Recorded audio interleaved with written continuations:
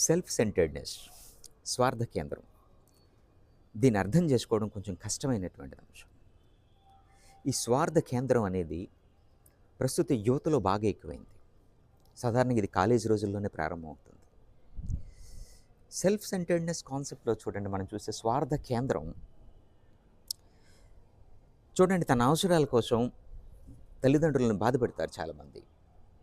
తన అవసరమైనటువంటి వస్తువులు కొనలేదనో, లేదా మరొక ఏదో తన ఫ్రెండ్స్‌తో తిరగటానికి అవసరమైనటువంటి డబ్బులు సమకూర్చలేదనో, తనకు కావాల్సినటువంటి ఆహ్, అవసరాలు తీర్చలేదనో ఎమోషనల్‌గా బ్లాక్‌మెయిల్ చేస్తూ ఉంటారండి తల్లిదండ్రులని.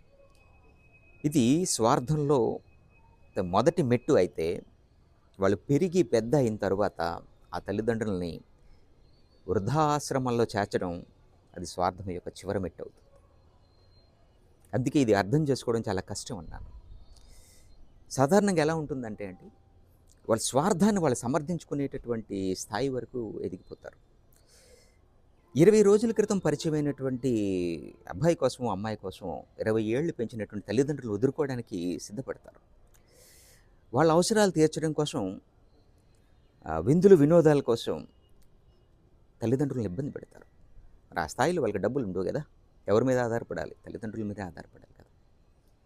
ఇది స్వార్థం యొక్క ఒక రూపం అది.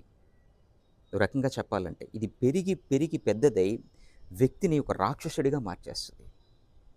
ఎప్పుడైతే వ్యక్తి పూర్తి స్థాయి స్వార్థ కేంద్రంలో నిండిపోయాడో, ఆ వ్యక్తిని మార్చడం ఈ సృష్టికర్త కూడా సాధ్యం కాదు.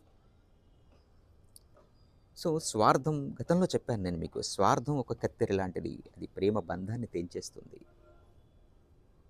ఎంత త్వరగా దాని నుంచి బయటపడితే మన వ్యక్తిత్వం అంత అద్భుతంగా వికసిస్తుంది.